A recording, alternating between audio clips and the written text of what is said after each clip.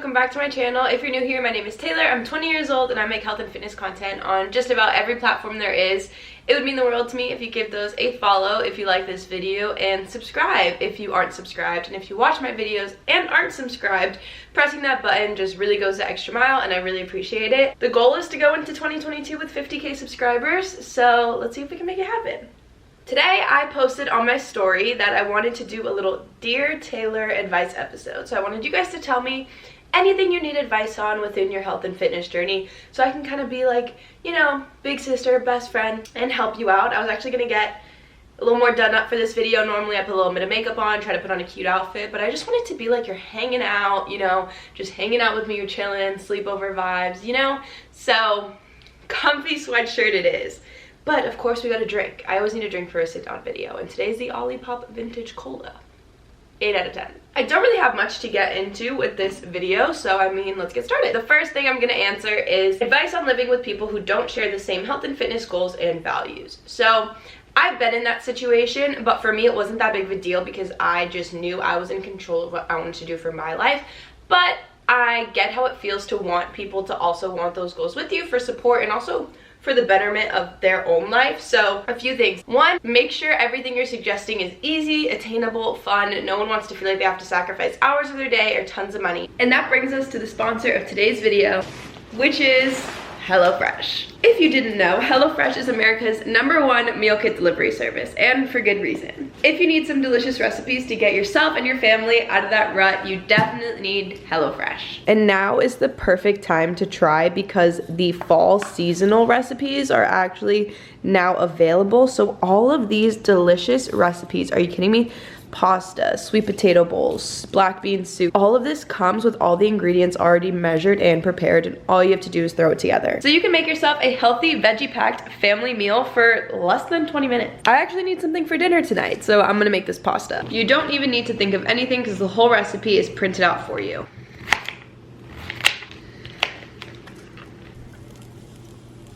Look at these veggies. I feel like a big problem people have when they find it hard to eat healthy is that you buy a lot of vegetables and then a lot of them go to waste because you don't know what to do with them. So that's why I really recommend HelloFresh, because you're only getting the portions you need. So not only is it more sustainable and less wasteful, but you get to save money because you're not paying for food that you won't use. And there you have it. Delicious fall-inspired meals with no trip to the grocery store, no food waste, saving you so much time and money, and good for the environment. I must say, the perfect way to convince your family to start their health journey.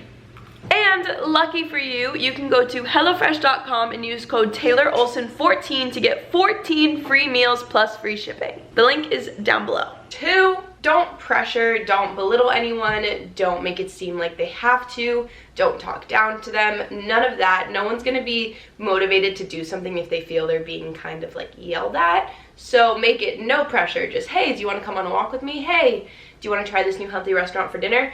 Nothing too complicated. And 3, I mean, if none of that works, even though I bet the HelloFresh would convince them, you just got to take your life into your own hands. Even though they're so close to and in your household, you are in control of your own decisions and your own life, and they can't hold you back. Just do your own grocery shopping, do your own cooking, make time to go to the gym on your own, and just kind of do your own thing. And if they don't want to follow, that's on them. Okay, I got a lot of questions about this topic, so I'm definitely going to answer it because so many of you wanted to know. Basically, struggling to live that college lifestyle and be around friends that always want to party while making progress in the gym. Obviously, I ended up leaving college, not because of gym progress, just a lot of other personal situations.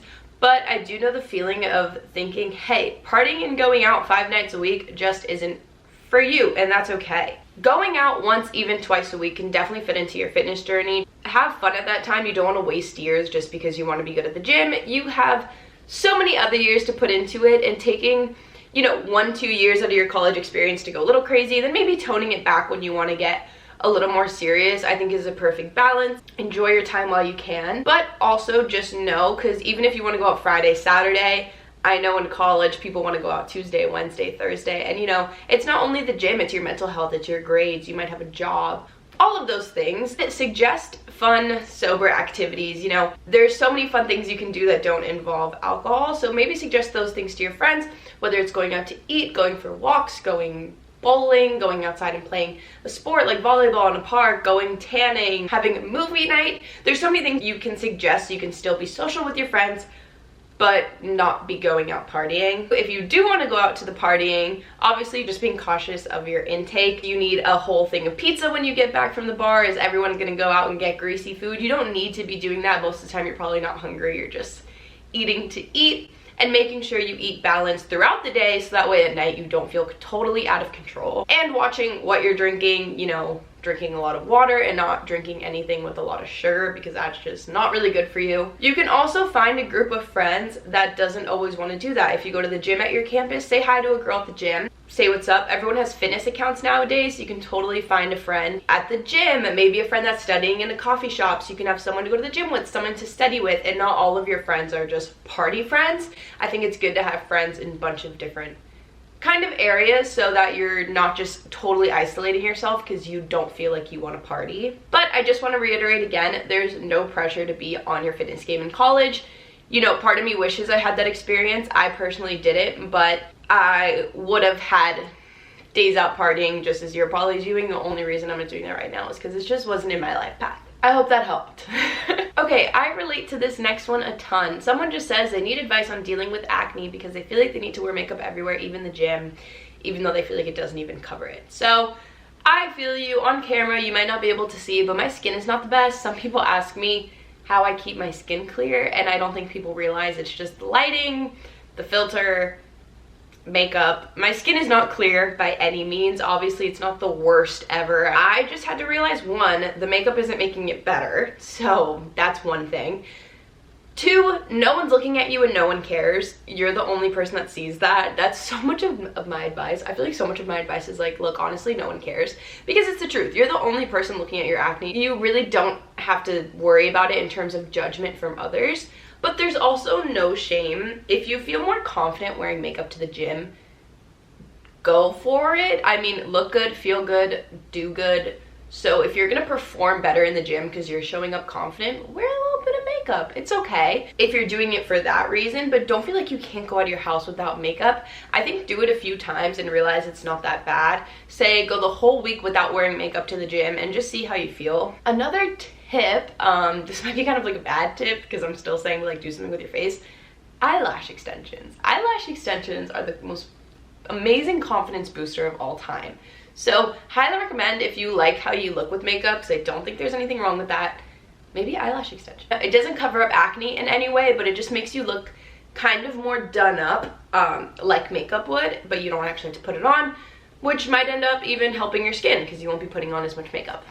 Just an idea. Okay, this one has definitely been me before. So I haven't worked out in over a month because I've been so depressed and can't get motivated. Okay, one, you're not alone and it's okay. Two, let's get some tough love, all right? Because I know the depression is out of your control, right? Feeling like everything sucks is out of your control. But what's in your control is that you can get up and go, right? You can move your body and get up and go. Even if you have the worst workout ever, even if you only do 2 things, whatever, you can get up and go, because motivation sucks. You're not always gonna be motivated. You have to be disciplined.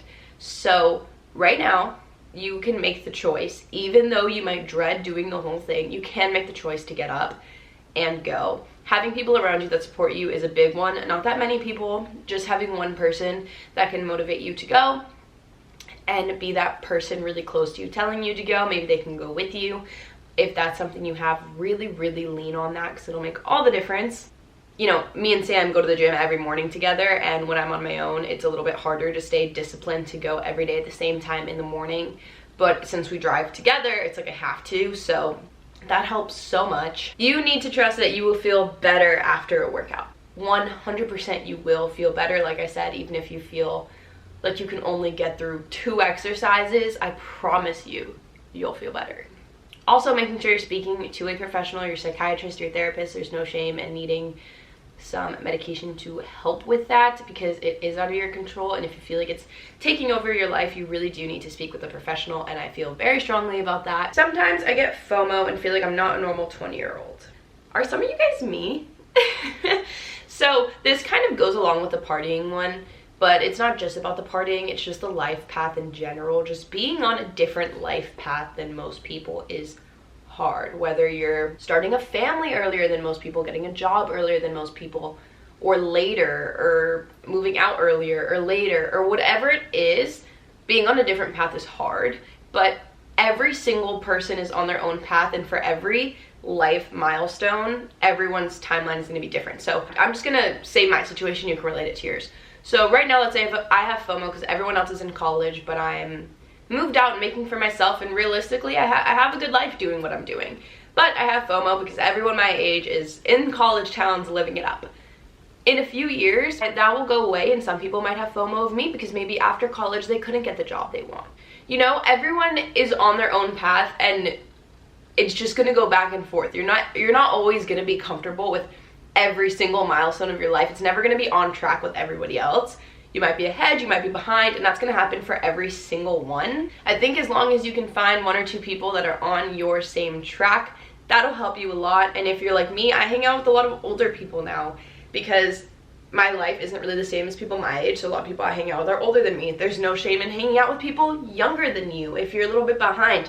Just find a place you fit in and take that all in. And the FOMO is a little bit inevitable, but you just have to have trust that, you know, it's all gonna go back and forth, and that's not gonna last long. And what people are doing always looks better on social media and from the outside, and if you were actually in it, I'm sure you're not missing much at all. Okay, so someone needs help on handling veganism with friends and family. I avoid telling people because of the response.